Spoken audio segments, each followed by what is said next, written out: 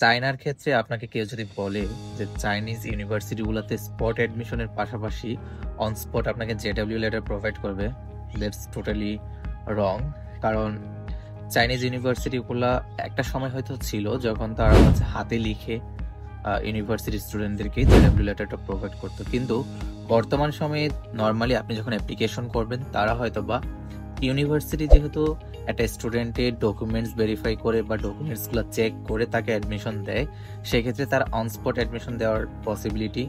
অনেকাংশেই আছে। কিন্তু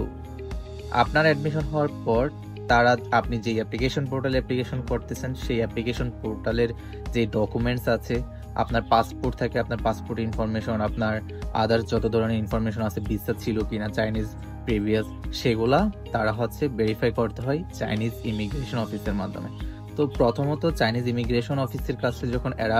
আপনার অ্যাপ্লিকেশনটা পাঠায়, সেই চাইনিজ ইমিগ্রেশন অফিস প্রথমে চেক করবে আপনার প্রিভিয়াস কোনো রেকর্ড আছে কিনা চায়নাতে, আপনি চাইনিজ কোনো ভিসা ছিল কিনা, বা আপনাদের চাইনিজ আগে কোনো ইউনিভার্সিটির আন্ডারে রেসিডেন্স পারমিট ছিল কিনা, অথবা কোনো ইউনিভার্সিটিতে অ্যাডমিশন হয়েছিল কিনা, বা আপনি অলরেডি চায়নাতে কখনো পড়াশোনা করেছেন কিনা, ইচ অ্যান্ড এভরিথিং ভেরিফাই করে তারা আপনাকে জেডব্লিউ লেটার প্রোভাইড করে চাইনিজ গভর্নমেন্টের আন্ডারে, it's not from the university. University আপনার জেডব্লিউ লেটারের জন্য